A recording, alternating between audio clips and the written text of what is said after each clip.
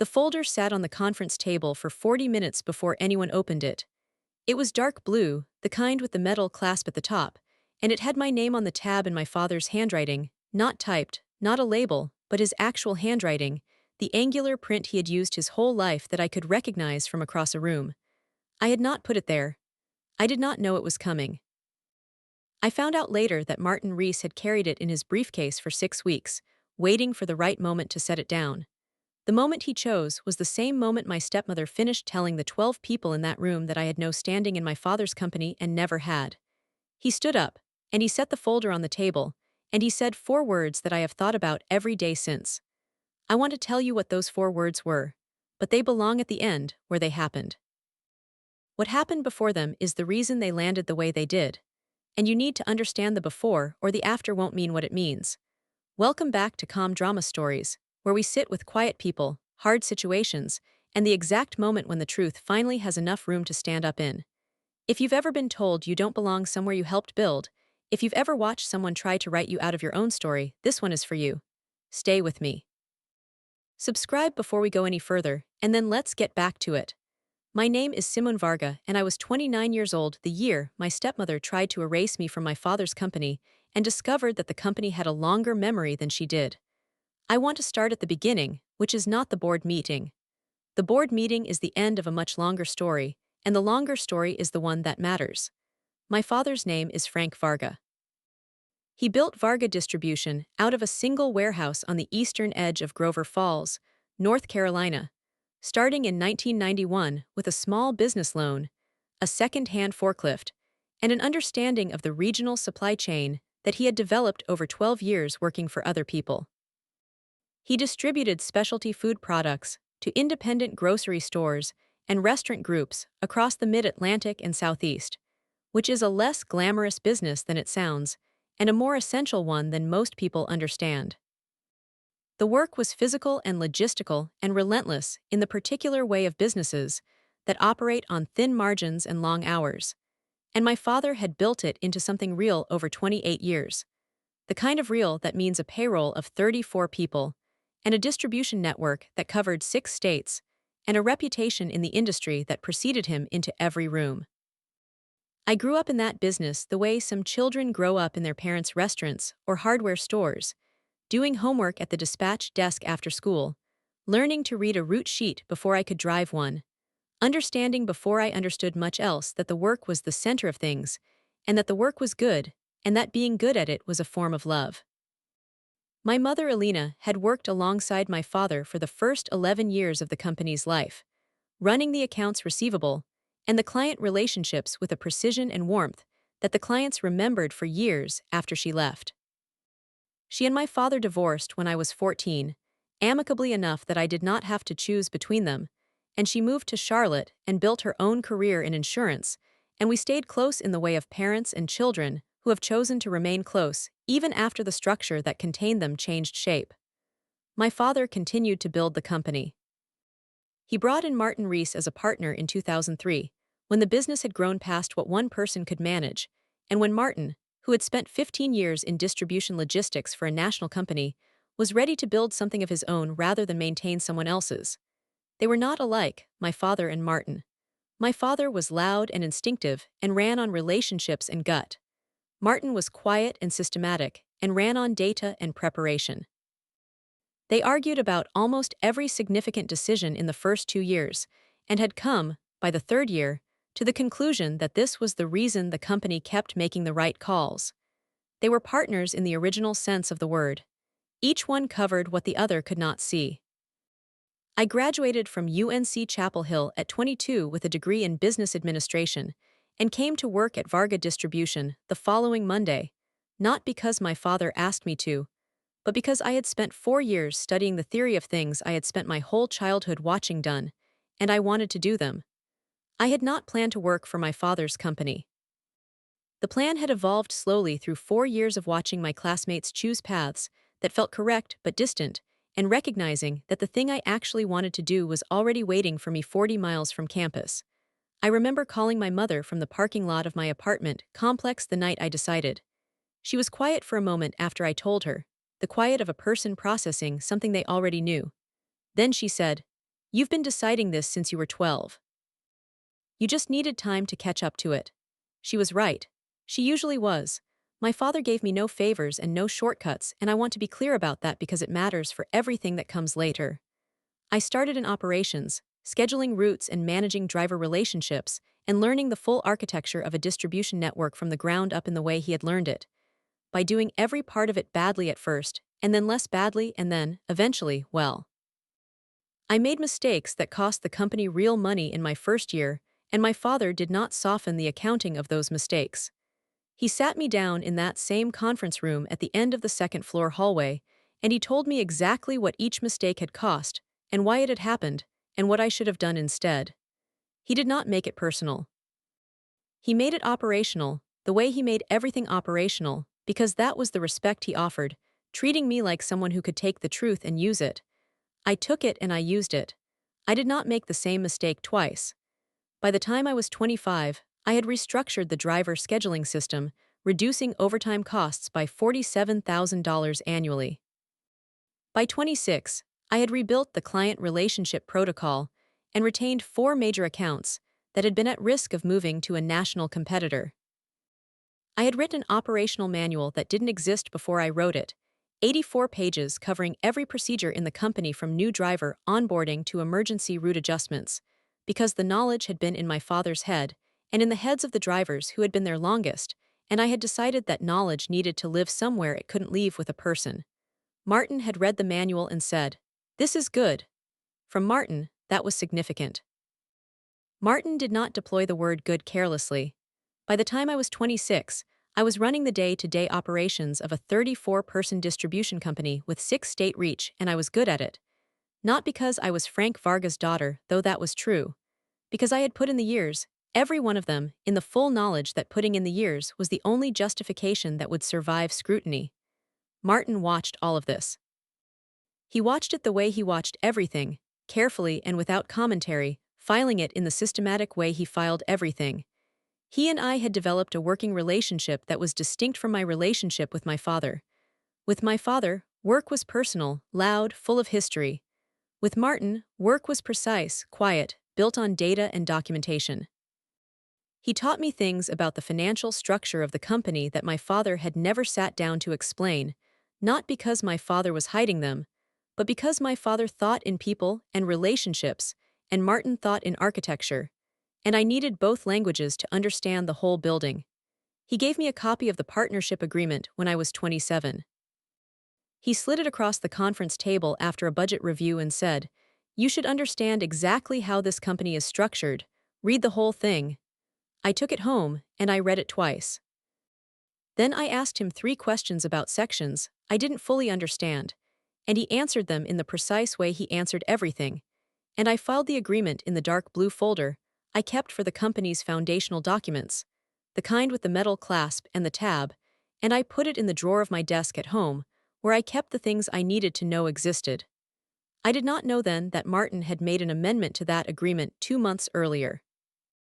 He told me later he had meant to tell me sooner and had been waiting for the right occasion, and the right occasion had not arrived in the way he expected. He told me this in October, sitting in the parking lot of the hospital while my father was inside having a scan. I am getting ahead of myself. Let me tell you about Patris. My father met Patris Drummond at an industry conference in Raleigh in 2019. She was a consultant who specialized in small to mid-sized distribution companies, which meant she understood his world in the operational language he spoke, and which was, I think, a large part of the attraction. She was 47 and capable and direct, and my father, who was 61 by then, and who had spent years building a company and less time building a life outside it, found her presence clarifying. They dated for 8 months. They married the following spring. I want to be fair to Patris, because the story is more useful if I am fair. In the first year of the marriage, she was not the person she became. She was attentive to my father in the way that mattered, which was the practical way. She made sure he saw his doctor. She pushed back on his habit of working 70-hour weeks. She organized the house that had been running on his distracted maintenance since my mother left. She was not warm to me, but she was not unkind. We're 2 adults who respected the same man and managed a careful distance. The shift happened slowly, the way the important shifts do, in small increments that each seem manageable until you look back at how far you've moved. It started with the company. Patris had opinions about the company from the beginning, which was reasonable given her background. She attended the quarterly reviews starting in the third month of the marriage, which my father invited her to, and which I had no standing to object to. She asked good questions in those reviews. Sharp, specific questions that showed she had done her preparation. I respected the questions even when I found the presence unsettling, because I am my mother's daughter as much as my father's, and my mother had always said that unsettling is not the same as wrong. But the questions began to be accompanied by something else. In the second year, in the meetings, there was a pattern I started to notice. When I spoke in those reviews, Patris would wait until I finished and then address my point to my father as though I had not spoken. Not dismissively. Smoothly.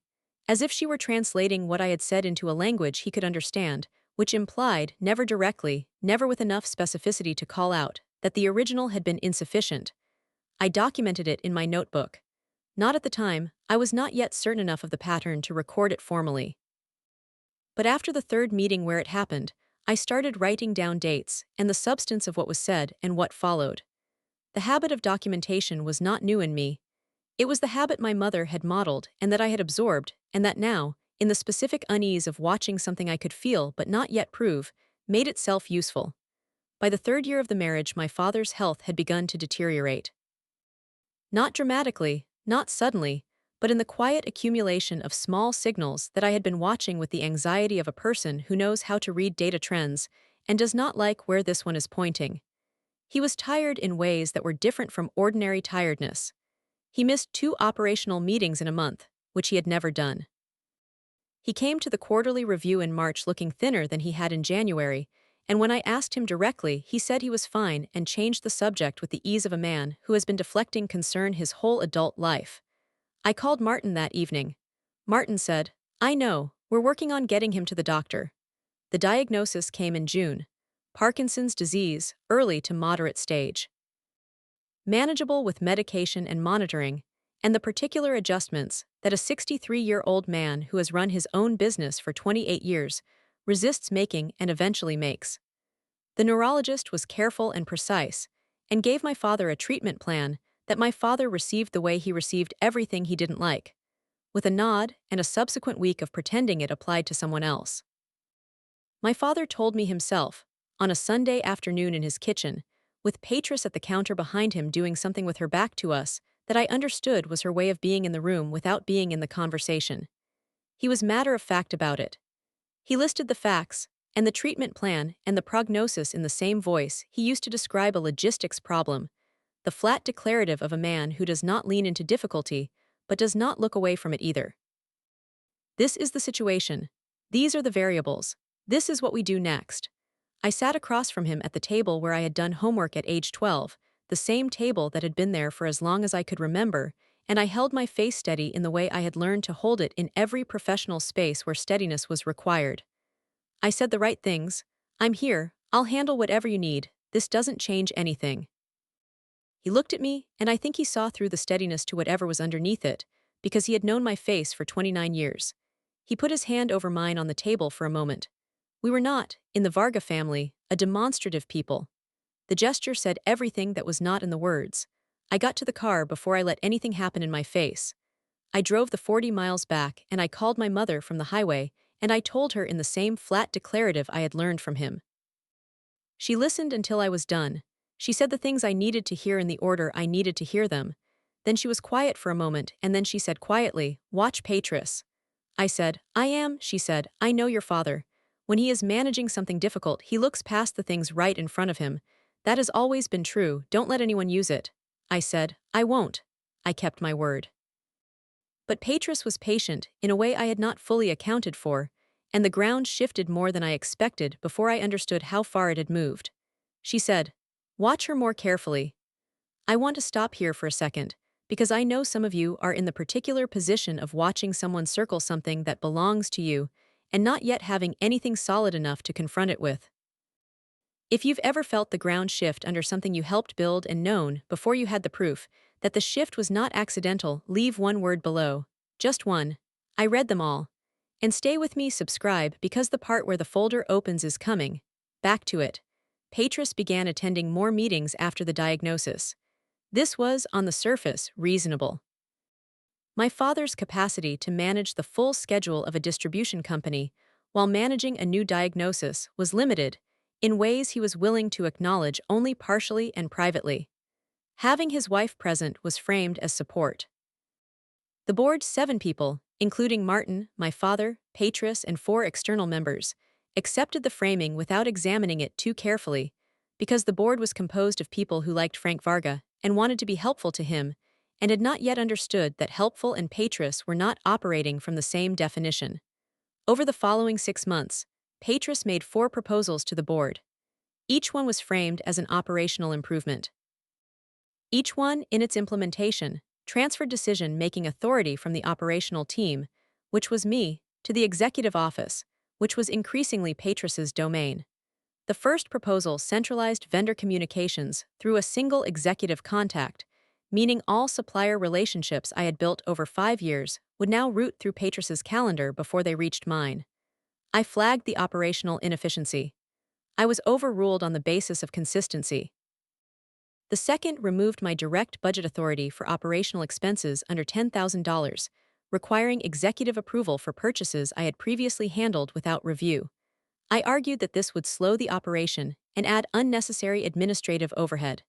Martin did not vote against it, which was a silence I noted. I understood later that he was choosing his battles carefully, saving the weight of his objection for the moment it would count most. The third proposal I fought harder. It restructured the reporting lines so that the warehouse supervisors, who had reported to me for 3 years and whose trust I had earned through 3 years of showing up on the floor and knowing their names and remembering which shift lead had a kid in the school play, those supervisors would now report to Patris. I said in the meeting that this was not an efficiency improvement. I said it was a dismantling of a working structure with a track record. I said the numbers supported the current structure and I had the numbers. My father, who was visibly tired, said quietly that Patris had strong ideas about management integration and he thought we should hear her out. He said this without meeting my eyes. I heard her out. I was overruled. I drove home that evening and I sat at the kitchen table and I opened my notebook and I wrote down exactly what had happened and what it meant. Not the surface version, not the polite professional version. Actual version. The supervisors I had built my team around now reported to a woman who had been in the company for 2 years and in this city for 3. The budget authority that had allowed me to respond to operational emergencies without delay was now subject to executive review. The vendor relationships that were the spine of our supply chain were running through a calendar I did not control. I wrote, "The structure is changing around me." Then I wrote, "Document everything." Then I closed the notebook. My father told me quietly that Patris knew what she was doing and to let it go. I let it go. I wrote it in the notebook. The fourth proposal came in September, on a Tuesday, in a board meeting I had not been told was scheduled. I found out about the meeting when my assistant mentioned it, in passing, on a Monday afternoon. She assumed I knew. She had seen the calendar invite go out Friday evening, after close of business, for a Tuesday morning session listed as Executive Structure Review Board Only. My name was not on the invitation list. My father's name was. Martin's name was. The 4 external board members. Patris's name. I was the operations director of a 34-person distribution company. I had been the operations director for 3 years. I had not been invited to the executive structure review. I drove home that evening with the particular steadiness of a person who has already decided that being angry right now is not useful. I called Martin. He did not answer. I left a message that said only, "Martin, I know about Tuesday. Please call me tonight." He called at 9 p.m. He was quiet in the way Martin was quiet when he was managing something difficult. He said he had received the invitation on Friday as well. He said he had questions about the framing of the meeting that he had not yet been able to ask. He said, "Simone, I need you to trust me for one more day." I asked him what was in the meeting. He said, "I'll tell you afterward, trust me." In 28 years, Martin Rees had never asked anyone in that company to trust him without giving a reason. He was a man who gave reasons. He was a man who showed his work. The fact that he was asking me to trust him without showing the work told me that the work was not yet ready to be shown. I said, "Okay." I did not sleep well. I had done the thing a person does when they suspect an ending is approaching. I had begun quietly preserving what I knew. Not taking anything that wasn't mine to take, but ensuring that the documentation of my own work, the route redesign that had cut fuel costs by 11%, the client retention program I had built from nothing, the operational manual I had written over 2 years, and which was now the training document for every new hire, was recorded in a form that existed independently of the company's internal systems. Not paranoid, thorough. The way my mother had always been thorough, respecting the future with documentation. I called my mother on the Sunday before the meeting. I told her what I knew. She was quiet in the way she was quiet when she was thinking rather than when she was managing what to say, and then she said, "What does the paperwork say?" I said I had read through everything I had access to and I wasn't finding what I needed. She said, "What are you looking for?" I said, "Something that says I was supposed to be here." She was quiet again. Then she said, "Simone, you've been running that company for 5 years. The numbers say you were supposed to be there, the clients say it, the people on the floor say it, if the paperwork doesn't say it yet, it will."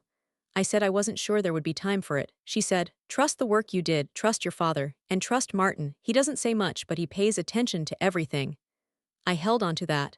I don't know that it helped me sleep, but I held on to it. I also, the Sunday before the meeting, took out the dark blue folder from the drawer of my desk and read through the partnership agreement again. I was looking for the sections on operational authority. I was looking for what my father had built into the structure of his company in 2003, and whether any of it applied to the child who had grown up at the dispatch desk and spent 7 years running the operation. I read it twice. I made notes in the margin of a legal pad. I found clauses that were relevant and clauses that were not, and I built an argument in my head that was incomplete because I was working with incomplete information, the way you sometimes have to work when the deadline is a Tuesday morning and it is already Sunday night. I did not find what I needed in what I already had. What I had was the partnership agreement and my own work records and 7 years of showing up. What I did not know was what was in Martin's briefcase. The board meeting convened at 9 a.m. on a Tuesday in September. The conference room was the one at the end of the second-floor hallway, with the long table and the window that looked out over the warehouse floor. I had sat in that room for hundreds of meetings. I had run presentations in that room. I knew the quality of light at 9 a.m., and I knew the particular sound the building made in the morning, the dock doors opening below, the forklifts starting. I was not in the room when the meeting began. I was at my desk, 2 doors down, in a position I had decided to occupy rather than sit at home wondering. If they wanted to discuss the executive structure of a company I ran, they could do it with the awareness that I was present in the building. My father came to my office at 8:45. He stood in the doorway and he looked at me across the room, and his face was the face of a man who was tired and ill and caught between two things he did not want to choose between. He said, "Simone, you know about the meeting?" I said, "I know I wasn't invited." He came in and sat down. He said that Petrus had some ideas about restructuring the leadership, streamlining the decision-making, making things more manageable in the current context. He used the word manageable as a reference to his illness, and I let him use it because the illness was real and the desire to simplify things was real, and the way the desire was being used was the part that was not what he understood it to be. I said, "Does the restructuring include removing me from my role?" He looked at his hands.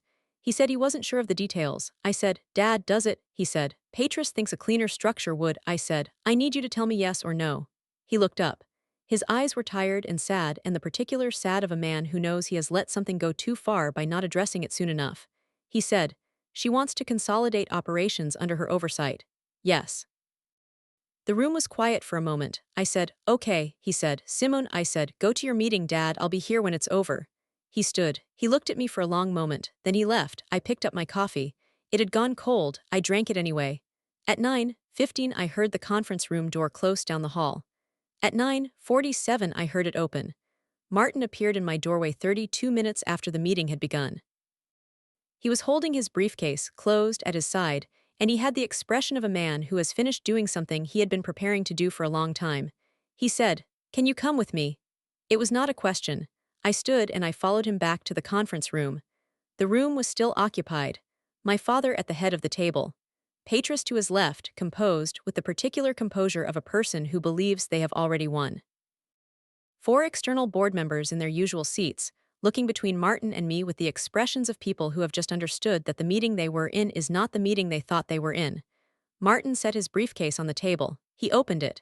He took out the dark blue folder. He set it on the table in front of Petrus. My name on the tab in my father's handwriting. He said, "Before we proceed, the board needs to see this." Patris looked at the folder. She looked at my father. My father was looking at the folder. He had recognized the handwriting on the tab, and his face had done something I had not seen it do before. Martin remained standing. He addressed the board, not Patris, not my father. He addressed the 4 external members who held the balance of votes in any formal board decision. He said that before the meeting, he had been asked to support a proposal that would remove Simone Varga from her operational role and transfer her authority to the executive office. He said he had not supported that proposal. He said the reason he had not supported it was contained in the folder. He asked the board's permission to read the relevant section into the record. The board chair, a man named Arthur Bren who had been on the board since 2011 and who had known my father since before that, said, "Go ahead, Martin." Martin opened the folder. He turned to the amendment. It was 3 pages, dated 14 months earlier, signed by my father and witnessed by 2 attorneys. He read the relevant section. The amendment formalized my role at Varga Distribution, not as an employee, and not as a title that could be restructured by executive decision, but as a named operational partner with a vested interest in the company contingent on continued active management, protected from removal, without a supermajority vote of the full board, including both founding partners' agreement. In plain language, I could not be removed from my role without my father's agreement and Martin's agreement and a supermajority of the board. No single person, not a new spouse, not a restructuring proposal, not a Tuesday morning meeting, could accomplish what Patris had come to that room to accomplish. My father had put it in writing 14 months ago and had not told me. I thought about that later, the not telling. I believe he had written it as protection for a future he could see approaching and had not been ready to name. He had protected me from a threat he had not yet acknowledged directly, the way a careful person sometimes prepares for the worst by building the structure without saying what the structure is for, because saying it out loud would have made it real in a way he was not ready to make it real. The room was quiet. Patris said, very carefully, that the amendment had not been reviewed by the full board at the time of its signing. Martin said that amendments to the partnership agreement did not require board review. He had the legal authority as co-founding partner to execute the amendment jointly with Frank Varga, and the document had been witnessed and notarized and filed with the company's attorneys 14 months prior. It was valid and complete, and had been so since before anyone in this room had brought a proposal to alter it. It had been valid for 14 months, and he had not raised it before this morning because until this morning, no one had attempted to act in violation of it. He set the folder in the center of the table. He looked around the room. He said, "I'd like to note for the record that this proposal was brought to a board meeting from which the named operational partner was deliberately excluded. I'd further like to note that exclusion in light of this document was irregular. I recommend the board adjourn and reconvene with full attendance." He sat down. Arthur Bren looked at the folder. He looked at Patris. He looked at my father who was looking at his hands. He said, "I think Martin's right. Let's adjourn." Patris said her husband's name once and then she said nothing more. The board adjourned. I want to tell you what the room felt like in the 10 minutes after because it was not what you might expect. It was not triumphant. It was not loud. My father sat at the head of the table and he looked very old and very tired, and I sat down beside him because the standing felt like a statement I did not want to make about him. He said, "I should have told you about the amendment." I said, "Why didn't you?" He was quiet for a moment. Then he said, "I didn't want you to know I thought you needed it." I held that sentence, the shape of it. My father, who had built a company out of a second-hand forklift and a small business loan, who had never once in my presence admitted that something frightened him, he had been frightened for me and had built a wall around me without telling me it was there because telling me would have meant naming what it was keeping out. I put my hand over his on the table. We were not in the Varga family demonstrative people, but I had learned, that year of his diagnosis and the long slow thread of watching someone try to take what was ours, that not demonstrative was not the same as not feeling, and that the feeling was worth something even when the expression of it was small. He looked at me. He said, "I'm sorry it got here." I said, "I know." He said, "The company is yours as much as mine. It always was." I said, "I know that too." Martin walked past us on his way out and put his hand briefly on my shoulder and then removed it without comment, because that was how Martin expressed the things he considered too large for words, and I had learned his register over 7 years and it translated clearly. In the hallway outside the conference room, Patris and I stood in the same space for a moment. Her composure was intact, mostly. There was something around the eyes that was not quite contained. She said I was trying to protect the company. I said, the company was already protected. She did not say anything more. She went down the hall toward my father's office and I went in the other direction, back to my own. I want to tell you about what came after, because the after is the part that told me what the whole thing had actually been about. Patris did not leave the marriage. My father did not ask her to. I want to be fair about this, and I will try to be. The marriage was not only the board meeting. The marriage was also the mornings she made sure he took his medication, and the evenings she was in the room when the days got difficult, and the particular pragmatic care she gave to the logistics of a man managing a progressive illness at 63. She drove him to his neurology appointments when the tremors made the drive uncertain, and she learned his treatment schedule, and she organized the house around his limitations, without making the limitations the center of every room. Those things were real. They were not performances of care. I watched them with the specific attention of a daughter who is also an operations manager and who knows the difference between a sustainable system and a staged one. Patris was genuinely good at caring for my father's daily needs. That was separate from what she had tried to do in September. I kept them separate. What changed was the company. Not dramatically, not overnight, the way real changes rarely happen, but the proposals stopped. She attended the quarterly reviews and she sat beside my father and she asked her sharp questions, and they were still sharp, and I still respected the sharpness, because sharp questions from a knowledgeable person are an asset regardless of who is asking them. But the questions were no longer followed by the quiet redirect, the smooth address passed me to my father that had been the pattern for 2 years. She addressed me directly now. She waited for my answer before she spoke. Occasionally, in front of the board, she deferred to my operational judgment in a way that was not warm but was accurate, which was more useful than warm. It was not friendship. It was not warmth. It was something colder and more durable than warmth, which was professional acknowledgement between two people who understand each other's position clearly and have stopped pretending otherwise. She acknowledged me because she understood that the amendment existed, that the board had seen it, that Arthur Bren had noted the irregularity of my exclusion in the meeting record, and that the erasure she had architected over 2 years had failed completely at the moment of its execution. I did not need her warmth. I needed her to understand that the building had been there the whole time, and she understood it. That was enough. My mother came to Grover Falls for Thanksgiving that year, which she had not done in several years, staying with me in my apartment and eating at my father's table for the first time since I was a teenager. She and my father had the particular ease of people who have not been married to each other for 15 years and have made their peace with the shape of what remains.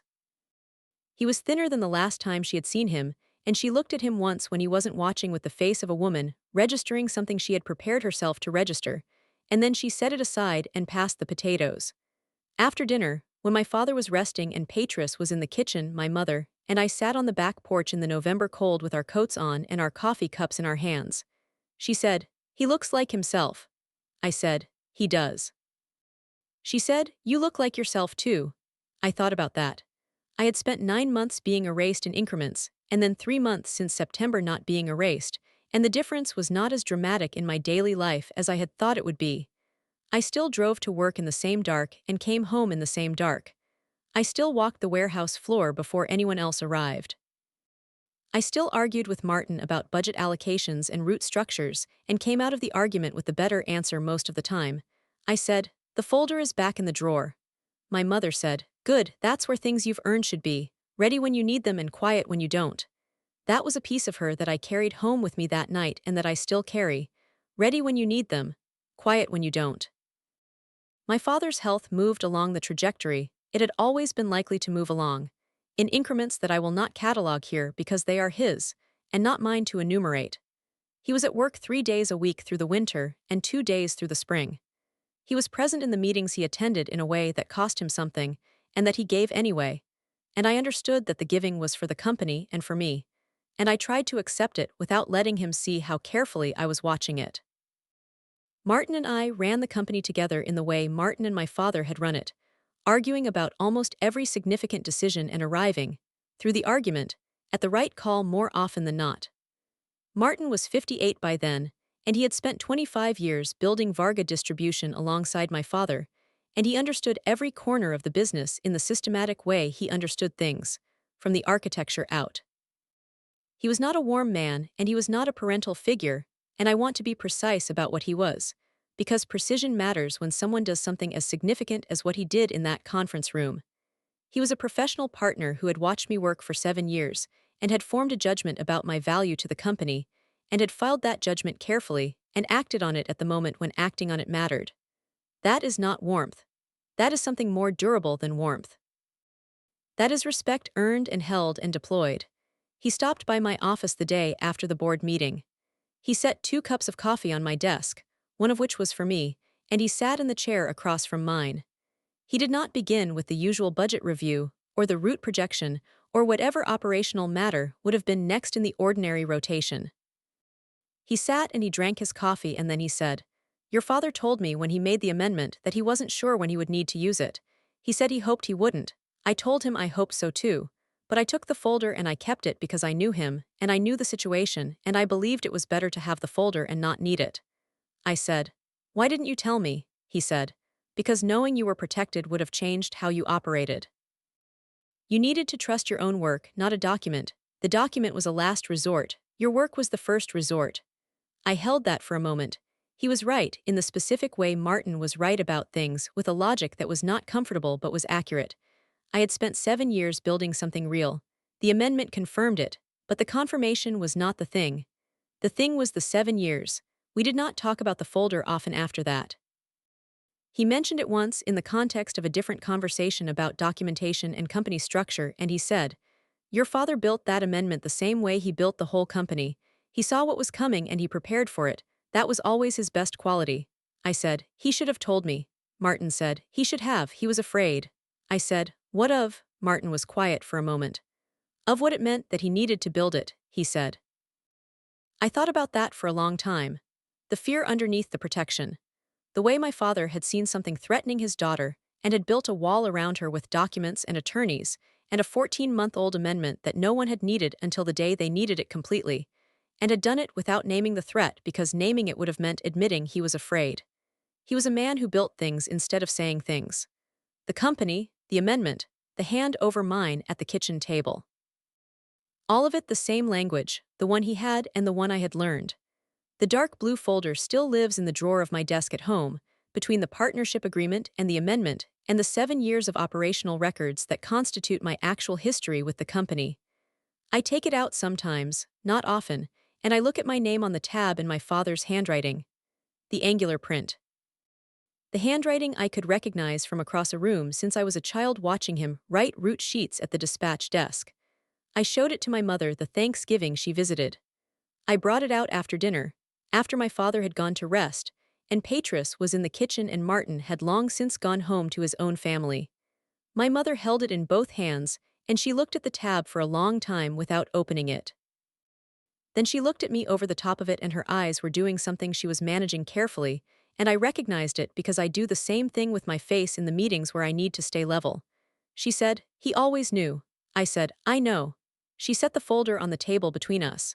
She put her hand on it for a moment, on my name in his handwriting, and then she pulled her hand back and left it there. We sat with it for a while.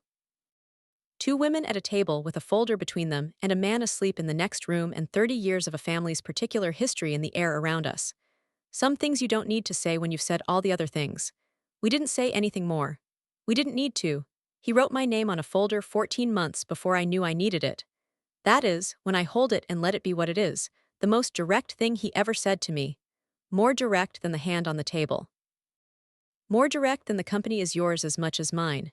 He wrote my name in his own hand on a document that said, "I see you. I know what you're worth. And I am not going to let anyone take it from you. The company is still running. 34 people, 6 states. The Eastern warehouse my father built from a second-hand forklift and a small business loan in 1991. The morning light through the conference room window at 9 a.m., the dock doors opening below. I am there most mornings before anyone else arrives. The commute is 40 minutes, and I drive it in the dark in the way I have driven it since I was 22, using the time to think through whatever the day is going to require. I make coffee in the break room. the same break room where I learned to use the commercial machine when I was 14 and visiting my father on a Saturday, and I walk the floor before the first drivers arrive. I check the route sheets. I look at the loading dock. I know the names of everyone who works there, the shift leads and the drivers and the woman in receiving who has been there since 2004 and who has seen 3 different people try to run the operation and has a specific quality of watchfulness that tells you exactly how she thinks you are doing. She gave me a nod on the Monday after the board meeting. Not a comment, just a nod. The kind that means, I saw what happened and I know what it means and we don't have to say it. I have thought about what my father built here in the years since September. Not just the warehouse and the routes and the payroll. The amendment, too. The 14-month-old document that he had prepared and filed and never mentioned, the wall he had built before I knew I was going to need one. He had seen further ahead than I had. He had known something was coming, and he had acted on that knowledge in the only language that was available to him, which was the language of documents and structures and preparation. It is, when I let myself see it clearly, the most complete thing he has ever said to me. I am there most mornings before anyone else. I walk the floor and I check the route sheets, not because I need to verify them, but because the act of walking the floor before the day begins is the thing that tells me I am still here, still standing in the building my father built, still the person he wrote the name of on the tab. Family, I have come to understand, is not only the people who say the right things. It is the people who build the structures before you know you need them. My father built mine, in silence, out of documents and attorneys, and a care for the future that he expressed the only way he knew how. Martin Rees carried it in a briefcase for 6 weeks, and set it on a table at the right moment, and stood up without being asked. My mother watched carefully from a distance of 200 miles, and told me what she saw with a precision that cost her something and gave me everything. The shift leads on the warehouse floor gave me a nod the Monday after the board meeting that said more than a speech would have. Gerald, who has been driving the Route 7 loop since 2007 and who has seen every version of the company, stopped me at the dock door and said, "Glad it worked out." He said it the way people say things when they mean it entirely and need no more words than that. Those are the people at my table. The ones who prepared for my future before I could see it coming.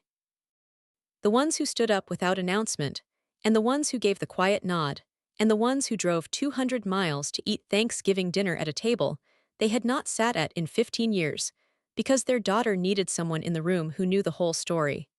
And the ones who tried to write me out of the room discovered that the room had been written around me a long time before they arrived. That's my story. One dark blue folder with my name in my father's handwriting, filed away 14 months before it was needed. One quiet man who stood up in a board meeting and said 4 words.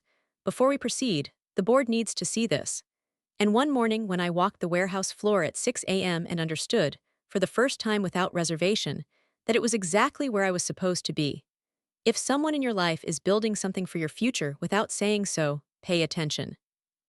The buildings are there. If this story found you, share it, subscribe, and I'll see you in the next one.